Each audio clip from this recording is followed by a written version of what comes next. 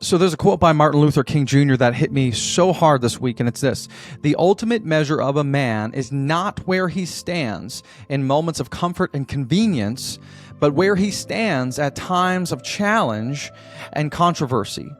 And man, did that hit home. Why? Because 5 days ago, I tore my bicep tendon in my left arm, which is my dominant arm. I'm left-handed. My wife is 8 months pregnant, about to have a scheduled C-section, which means she won't be able to lift anything for at least 6 weeks. I've got a 30-pound toddler that needs to be carried, picked up, and cared for, and I can't use my left arm. One of my buddies jokingly said to me when I was chatting with him about this, he said, "Well, this is going to make for great content for the podcast." And he said that jokingly, but honestly, he's right. Because over the past few days, I've had to ask myself two hard questions. That is, one, who am I right now? Number two, how will I respond? Not when things are easy, not when I'm winning, but right here in this moment, when I'm frustrated, when I'm discouraged, when I've been hit, what kind of man do I become then? Because as Mike Tyson said, his famous quote, "Everyone has a plan until they get punched in the face." And that's exactly what this episode was about, okay? What do you do when life hits you and knocks you down? How do you make sure that you don't drift, that you don't spiral, that you don't lose momentum? And listen, as soon as this happened, I developed a tool to help myself recover, to be stronger than ever, to have more momentum than ever. And I'm going to give that tool to you today. Because when life punches you in the face, and it will, I promise you, you're going to know how to get back up stronger too. And I can't wait to teach it to you.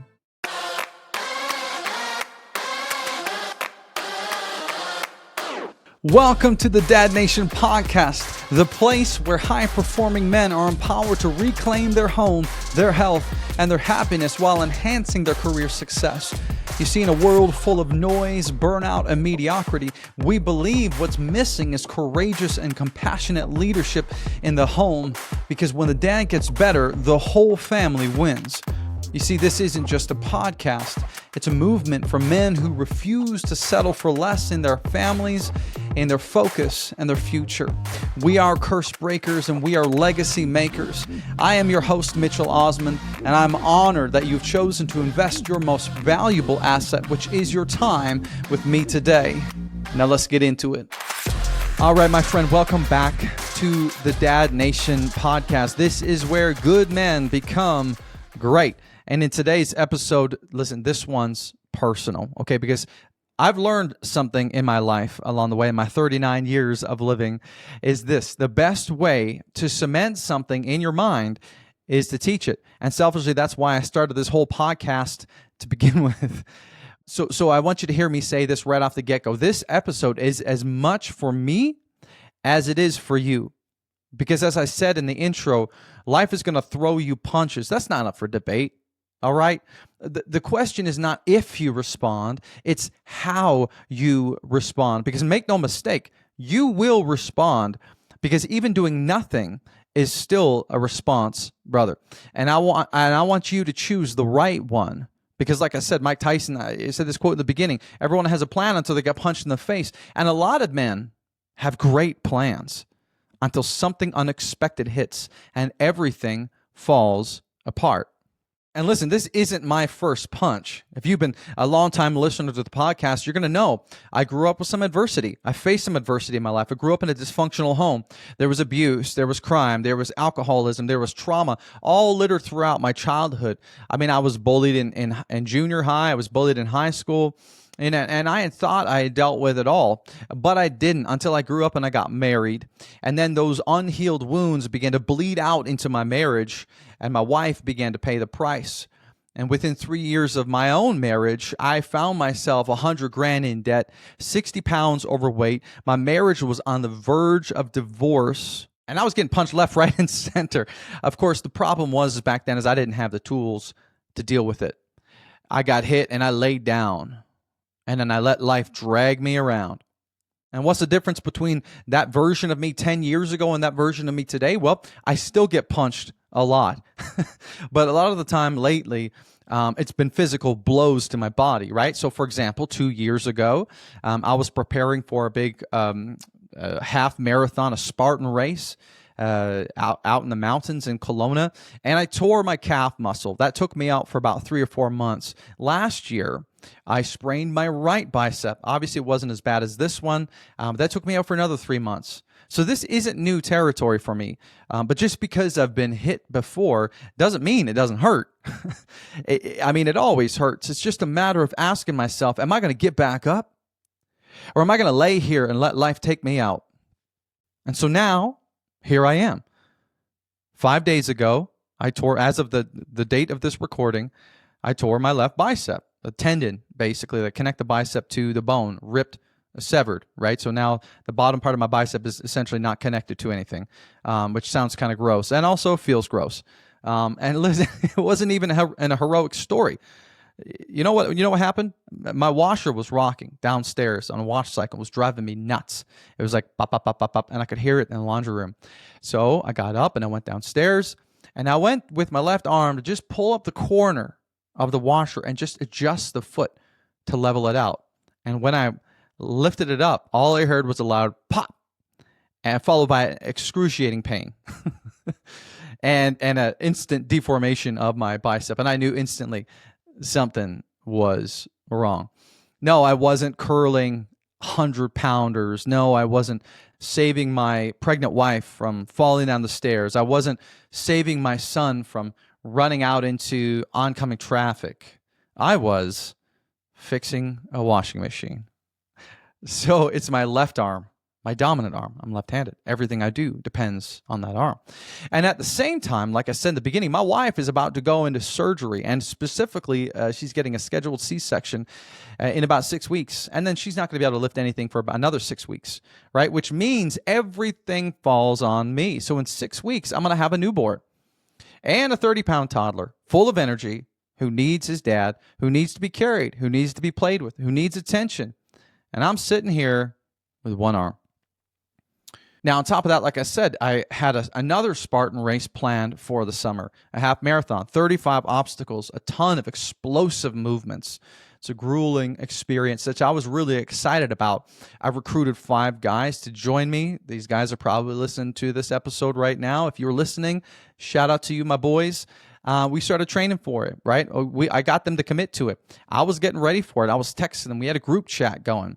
I was spearheading the whole thing. And now I'm out. And as I went back to the group chat to let them know, hey, this is I'm no longer in the game, because this is going to be a 6-8 month recovery. I read the message that I sent a couple weeks ago, and I said, training starts next week, boys, let's go. That was hard. That was hard to read. But I can't do it because there's no way that I could do a race like that without risking a full re-rupture. And I'm pretty sure my pregnant wife would be pretty angry if I went and did that race and then re-severed that tendon again. But listen, I had to sit with that, right? And let me be honest with you. I had a day. I had a couple days where I felt sorry for myself. I felt like a victim. I was frustrated. I was disappointed.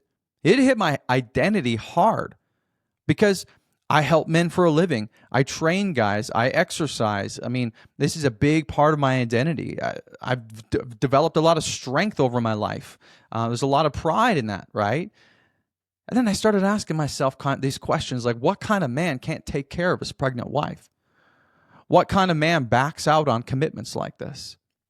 What kind of man is so weak that he can't adjust the foot on a washer without breaking his body? And for about 48 hours, if I'm honest, I was impossible to live with. I was a jerk to my wife. I was irritable. I was frustrated. She was trying to help me. Literally, man, she was cutting up my pork chop because I couldn't, my arm was in a sling. I couldn't cut it up. And I couldn't even muster the humility to thank her for it, right? I was insufferable. But then I caught myself because I've been here before, right? Many times before. And not just physically, emotionally, mentally, spiritually, relationally. So I asked myself a question. What does the man I'm trying to become do right now? What does the man I'm trying to become do right now? Because when something like this happens, brother, the question we need to ask ourselves is this: how will you respond? What does the man you're trying to be do in this situation? So after my 48-hour pity marathon, I made a decision. I can't control what happened, but I can control what I do next. And that same goes for you. So what did I do? I built a plan. I texted my brother, Adam, bro, shout out to you. I've been on his show. He's been on mine. He's like, bro, get to work. Shift your focus. I mean, I got ADHD, so my mind started to spiral and fixate on the negative. He's like, shift it. Train every other part of your body, right? Pivot. And so I immediately made a new nutrition plan because my activity just dropped, significantly. I'm not burning the calories I was burning before. For example, just changes, dropping 500 calories a day, adding 200 grams of protein at least per day so I can maintain and hold on to any of that muscle that I won't be working. Collagen, creatine, vitamin D, vitamin C, a new sleep plan. Because sidebar, your testosterone peaks while you sleep. If you want more testosterone to keep your muscles repairing and maintaining, that's huge. These are just a few things to name a few. But I have to go into muscle conservation mode, right, to make sure I lose as little as muscle as possible in my left arm and to make sure it repairs as strongly as possible. And I need to adjust to make sure that the rest of my body adjusts well to the new pressure. So everything I can do to support recovery and maintain muscle. So I built a new training plan that pretty much locks out the top left side of my body. No shortcuts, right? No ego, no stupid decisions. I shifted my focus. If I can't train this, then I'm going to make everything else stronger. My legs, my core, my conditioning, my discipline. Because I refuse to let this set me back. Now, and this is where this gets real for you. All right, enough talking about me. Because this episode may feel like it's about my arm, and part of it is about my arm, but it's also not about my arm.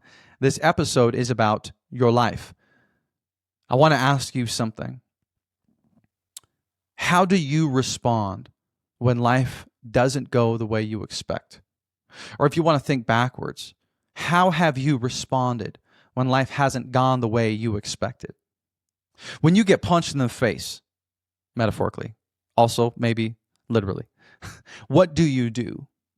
Because there are two paths that you can choose. When we get kicked down, we can go left or right.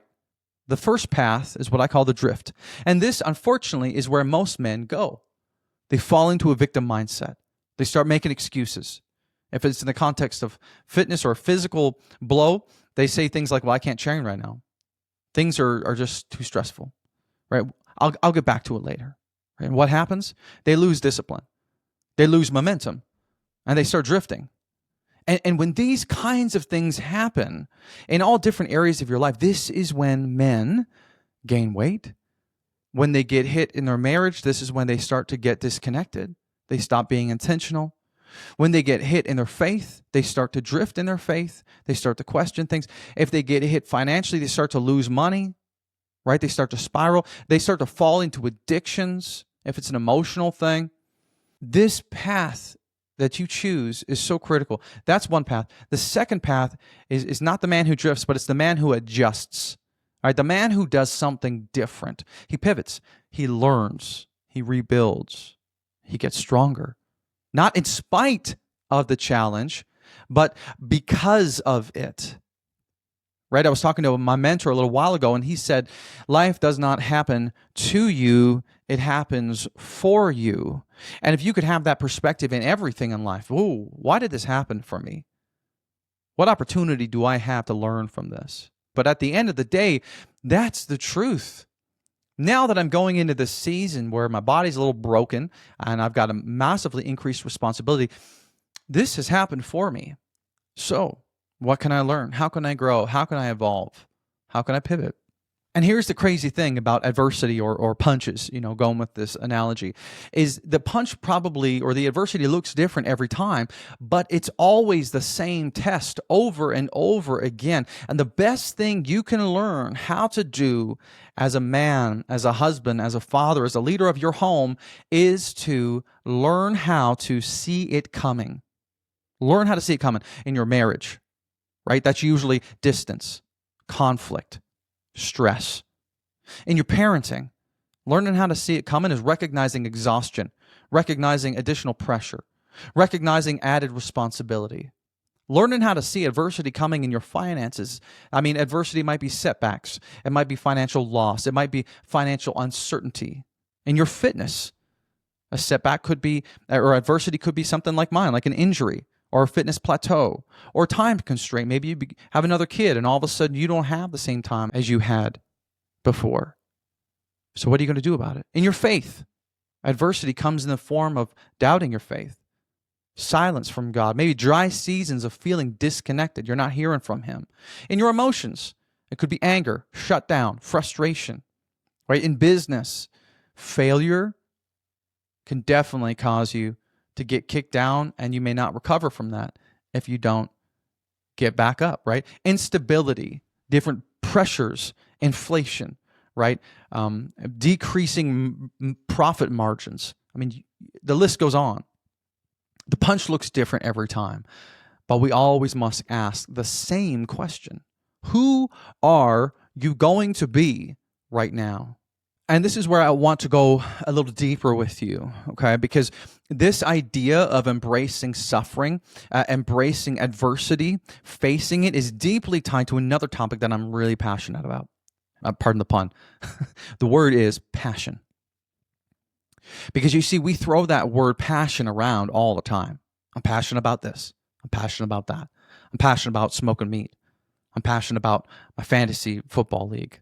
I'm passionate about cigars. I'm passionate about collecting sneakers. But do you know where the word passion comes from? The word passion comes from the suffering of Christ, like Jesus Christ. Right? When Christ was crucified on the cross, He was suffering. The word passion literally means to endure, to endure. So to be passionate is to suffer for something meaningful. Okay, so if someone says, what are you passionate about? Another way of asking that question is this: what are you willing to suffer for? Because, brother, if you're not willing to suffer for it, by definition, you are not passionate about it. Now, that might sound strong, but it is what it is. You may have an interest in the thing. You might like the thing, but you're not passionate if you're not willing to endure suffering for it. And for me, people ask me that all the time. Mitch, what are you passionate about? Well, what am I willing to suffer for? I'm willing to suffer for my faith. I'm willing to suffer for my family. I'm willing to suffer for my health. I'm willing to suffer for this mission, the Dad Nation. Because the mission of the Dad Nation is to help 1 million men reclaim their home, their health, and their happiness through media and mentorship.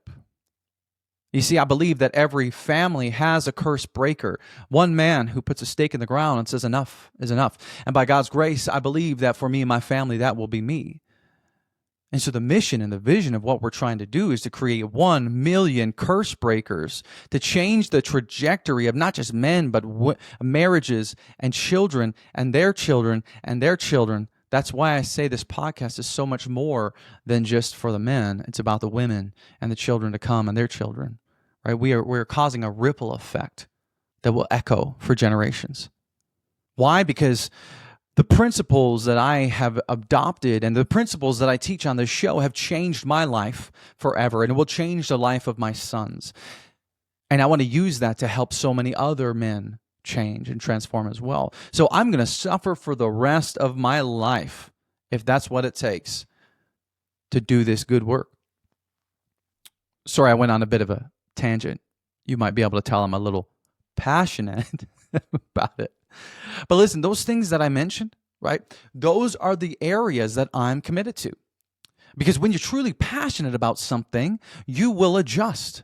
When you're truly passionate about something, you will replan, you will endure, and you will suffer if you have to. So the real question is this, brother. What are you willing to suffer for? What are you willing to suffer for?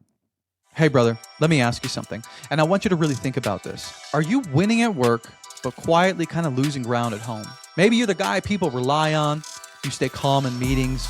You carry that pressure all day.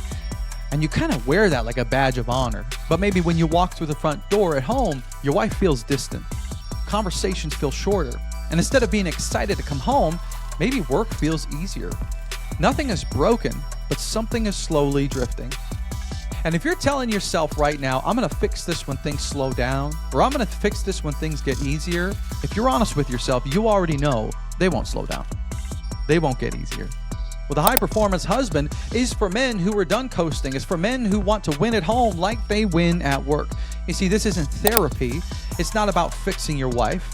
It's not for men who want quick hacks. It's for men who want to be calm under pressure, strong in their body, clear in their thinking, and to become the man that your wife and kids look up to with pride. So if you're listening to this and you know that what got you here won't get you where you want to go, I want you to go to dadnationco.com/accelerator or click the link in the show notes below, and then you can apply to join this accelerator and join myself and many other like-minded men who are leveling up in their home, in their health, and their happiness. They're winning all year long. It's a 12-month mentorship. It's going to change your life.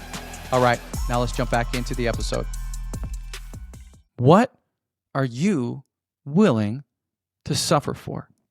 And listen, this isn't some modern day wisdom. This isn't some woo-woo, mentality or anything new.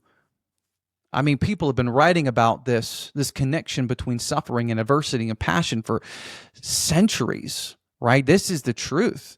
I mean, it's rooted in the Bible. There's a passage in James 1:2-4 that talks about how trials produce perseverance, and perseverance is actually what matures you. Did you hear that? Perseverance is what actually matures you as a man. James 1:2-4 says this: "Consider it pure joy whenever you face trials of many kinds, because you know that the testing of your faith produces perseverance. So let perseverance finish its work so that you may be mature and complete, not lacking anything." You hear that first line? Consider it joy, pure joy, whenever you face trials. Another passage in Romans 5:3-4 lays out this progression of suffering to perseverance and perseverance to character and character to hope. Verse 3-4 says this: "Not only so, but we will also glorify in our sufferings, because we know that suffering produces perseverance, perseverance produces character, and character hope." And these contexts, they're talking a lot about suffering for their faith, and being martyred and at risk and all those different things. But we can apply this scripture to so many other areas of our lives. So I'm hoping you see that this isn't just something that sounds good. This is a pattern, and this is actually how it works. Here's some statistics, because even outside of Scripture, we see this play out in real life all the time. Research from the American Psychological Association shows that high stress levels are strongly linked to weight gain, emotional eating, and decreased physical activity. There was another study published in the Journal of Marriage and Family found that increased stress, especially financial or health-related stress, significantly correlates with decreased marital satisfaction and increased conflict. And this study by the CDC, the Center for Disease Control and Prevention, said that when adults experience injury or a major life disruption, there is a sharp decline in physical activity, and many never return to their previous baseline. Now, I just threw a lot at you, but at the end of the day, what does all of this mean? It means that most people, when they get hit, they don't recover. They drift. They fall off. They lose ground. They hit the ground, and then they stay there. So, brother, listen, whether you're driving to work, whether you're working out, whether you're out for a walk, vacuuming the floor, whatever you're doing, pause. And I want you to hear me when I say this. Your life is not defined by the plan you made. It is defined by how you respond when that plan falls apart. Let me say that again. Your life is not defined by the plan you made.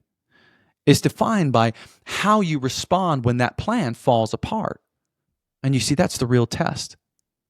Not when everything is working, not when you're motivated, not when life is smooth, but when it breaks, when it interrupts you, when it throws something at you that you didn't ask for. That's when your character shows up. That's when your character is exposed. That's when people see the man that you really are. Going back to that quote from Martin Luther King Jr., the ultimate measure of a man is not where he stands in moments of comfort and convenience, but where he stands at times of challenge and controversy. So the question becomes, when life punches you in the face, how do you get back up? How do you regain ground? How do you make sure that you don't become a statistic? How do you make sure that you don't become one of those men who drift, who lose momentum, who slowly watches his life fall apart, be it his marriage, his spiritual life, his body, his relationship with his kids, the kind of guy who loses momentum? Well, I'm going to help you with that today, as I promised. I want to give you something simple, something that you can actually use, and something that I am using real time right now as you're listening to this episode. Not just in big moments like this, right? Like my situation, but in everyday life. Okay, you ready for it? It's called the REP method, R-E-P.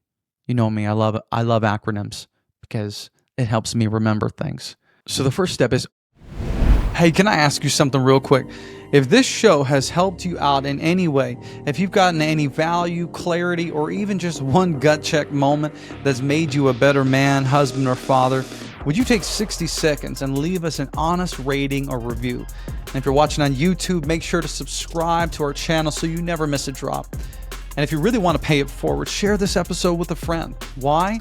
Because we know that there are millions of men out there silently struggling in their marriage, in their health, and in their mindset. Men who maybe were where you were just a few steps ago, feeling tired, stuck, and searching for answers.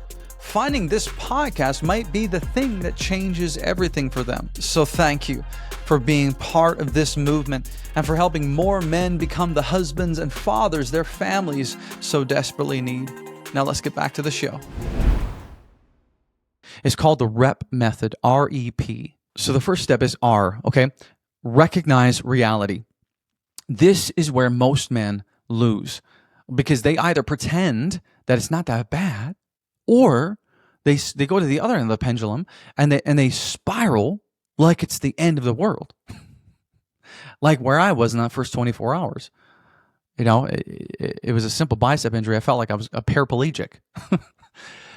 But listen, both of those sides are dangerous. So you need to learn how to call it what it is without making it bigger than what it is, right? For me, it was this, recognizing my reality. Yeah, I tore my bicep. That's it.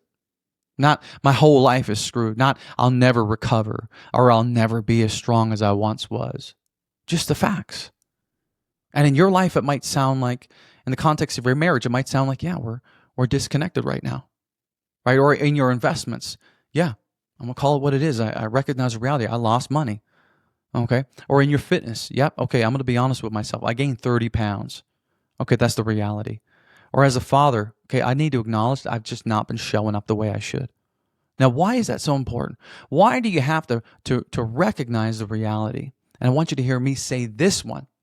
You cannot fix what you refuse to face. You cannot fix what you refuse to face. And as long as you don't face it, it's in the dark. It's in the dark corners of your mind. And as long as it's in the dark, it has power over you. Face it. Recognize the reality. Step number 2, E, evaluate the response. All right, this is the fork in the road. Because once you recognize what happened, you have to make a decision. And that's another reason why you need to recognize. Because if you don't recognize, you don't make the decision. And that's why we just ignore and we avoid. And before you know it, we're unhappy. So the very next step after recognizing it is that you force yourself to make a decision.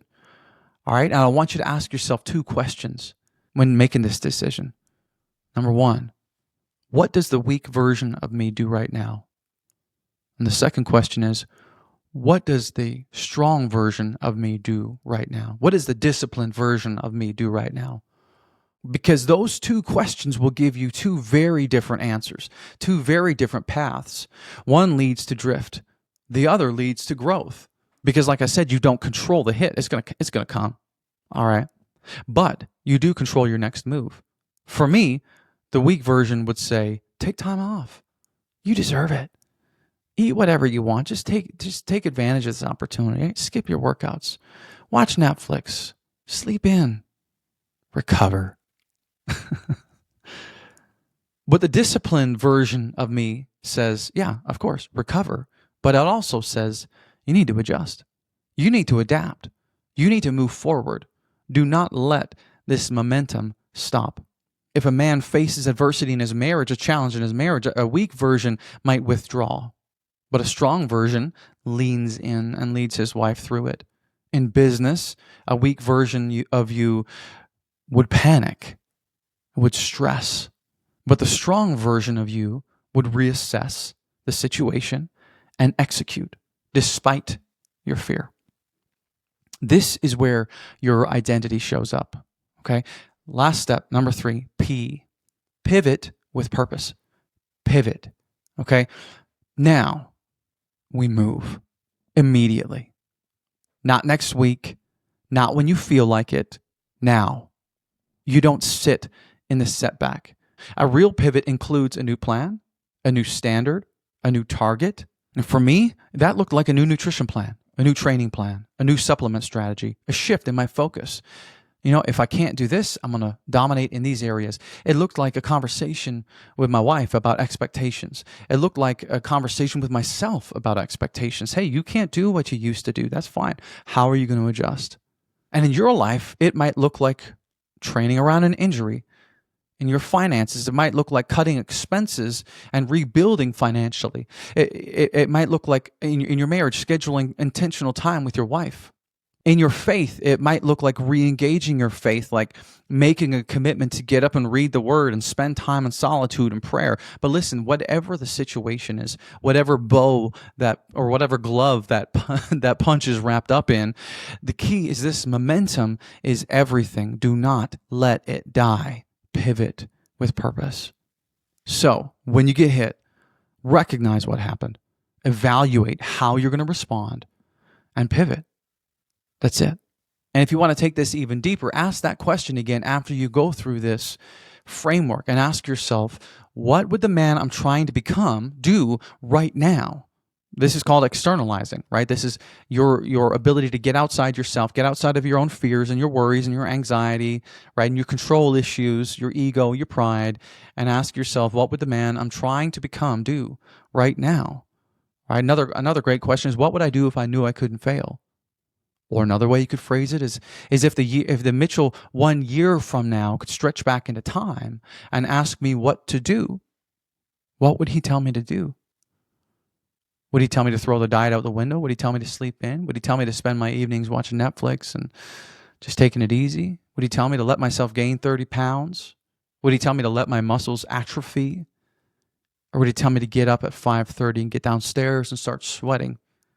Or would he tell me to strap on my vest and start doing hills to train my lower body? I guarantee you, when I honestly ask myself that question, it's the latter. So as we wrap up this episode, I really hope and I pray that this has resonated with you. I want to leave you with this. What are you willing to suffer for? Because that answer will determine how you respond when things go sideways, when the plan breaks, when life hits you, because it will. And when it does, you'll either drift or you'll rise. But ultimately, you are the only one who can decide that. Your kids aren't going to decide it for you.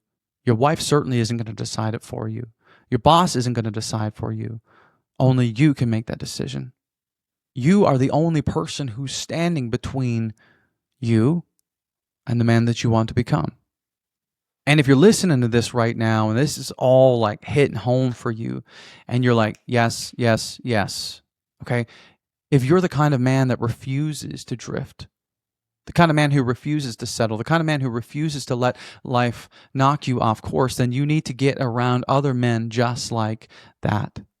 Men who don't fold when things get hard. Men who take leadership seriously, not just in the workplace, but at home.